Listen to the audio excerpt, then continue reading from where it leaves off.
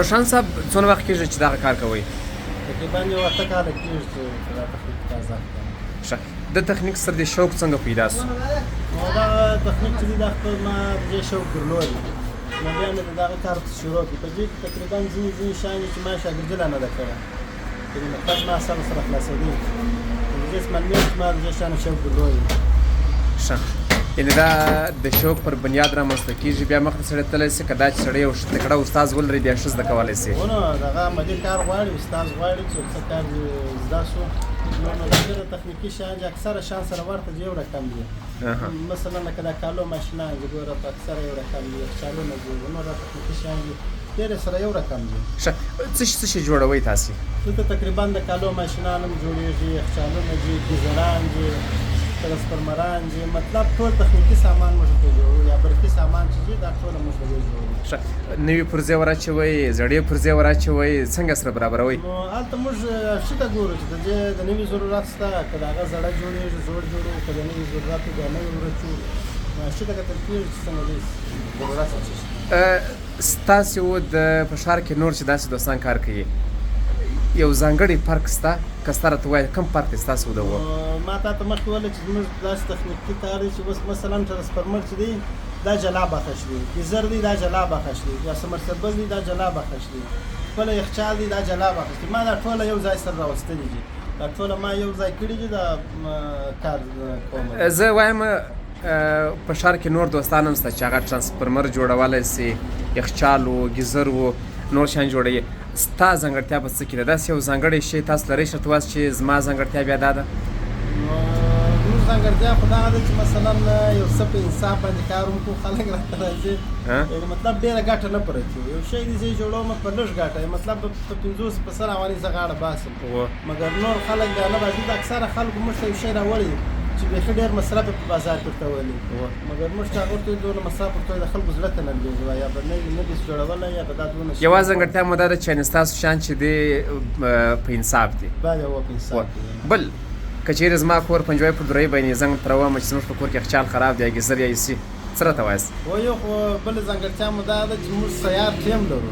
مثلا د یخچالو دي دا تخنیکي شیانو دي، موږ دغه خپل اکسیجن و ګیس و دغه ټول شیان پر موټرسایکل باندې تړو، موږ یې په کور کې جوړوو. د ځینو زیرخانو څخه یا مثلا د پلازو څخه دا نه راایستل کېږي، دا یخچالونه چې دا ډېر درانه دي، نو بیا موږ وړې ورځو ورې ګورو دغه ځای څخه. یعنې که دلته ته یو شی په 500 افغانۍ جوړی او ته تر کوره پورې راسې داسې خو نه وي چې حساب لاړ شي 4000 افغانۍ ته؟ یا په کاته هغه د موټرسایکله د چیلو دا موږ پوره چوو چې تر هغه ځایه پورې ځو نه، نو خو وخت کار هغه کار دی، هغه مصرف دی. ځینې دوستان بېکاره پر کور ناست وي، که هغوی دغسې یو کار د شروع وکړي د یو چا څخه شاګردان سي، تمه کېدی شي چې ځان به راپورته کړي؟ ولې نه کېږي؟ نو موږ هم دا چې دغه پر ځان خوارۍ تېرې کړي دي، هر څوک کولی شي چې کار وکړي، کار زده کړي او خلکو ته د دا کار د لارې خدمت وکړي. دا ډېر اسانه کار دی په یو حساب چې راواخلي، چې سړی فکر راکړي نو ویلا کې دا ډېر اسانه کار دی. او اوس یو ښه اسانتیا دا ده چې 6 میاشتني کورسونه شته، ورې ورته ویلی شي په 6 میاشتې کې ستاسو مکمل استاد جوړوي. خپل له دغه کسب څخه راضي یې؟ الحمدلله ډېر راضي یم او شکر دی چې ګرده کور زما بس په دا کسب راځي. د دغه کار د نوښتونو لپاره څه پلان لرئ چې په خپل دغه کار کې نوښت وکړئ؟ بالکل خو دلته اوس مثلا ځینې نوي شیان دي، یا مثلا کمپیوټري شیان دي، موږ سره عیارېږو، په هغې کې نوښت سره کوو، د هغه نوي شیان سره جوړوو. داسې نه کېږي چې موږ په هغه زاړه ماډلو پسې ځو. په دې کې ځینې مثلا یخچالونه دي ټوله کمپیوټري سیسټمونه یې دي، یا مثلا د کالو ماشینان دي. په دې کې موږ همدا نوښت دی چې موږ د هغه سره یو ځای ځو، د هغه ګورو، د هغه جوړوو.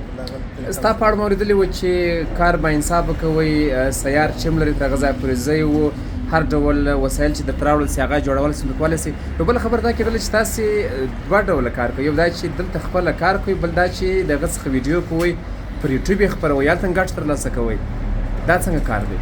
نو مخکې موږ د یوټیوب څخه چې دلته ما کوچنۍ سټوډیو ورته جوړه کړې وه، ګانګروپانو شیانې ځلېږي، هغه کاغذ دي، نو خیر دلته ما کوچنۍ سټوډیو ورته جوړه کړې وه، هغه میوز واده باندې چې پروت په دا کې ما تخنیکي ویډیوګانې یا مثلا د پرې انرژي و دغه نوي اختراعات ما ویډیو کوله، بیا مې یوټیوب ته پورته کوله. هغه هم ښه وه نو خدای اوس په افغانستان کې یعنی هم د ساتیری وو هم د ګټه هم کوله ساتیری وو هم ګټه او ترڅنګ دا چې نورو هیوادوالو ته د ښودل چې تاسو هم دغسې کولی سئ ویې کوئ بالکل ولا یعنې دغسې لاسترزنې مه کښېنئ و کار به کوئ کار ښه په وروستۍ برخه کې پیغام څه لرئ ځوانانو ته د کار اهل ته ستاسو کسبګرانو ته ټولو افغانانو ته کوم پیغام کوم څه ما هم کسبت خو پیغام دا دی چې مثلا یو شی جوړوي اول تاسو باید د شا وارث پیدا کړئ چې دا علت لري دا غواړي بیا هغه جوړ کړي او په عموم کې مې ټولو ته پیغام دا دی چې تاسو کار وکړئ بېکاره مه کښېنئ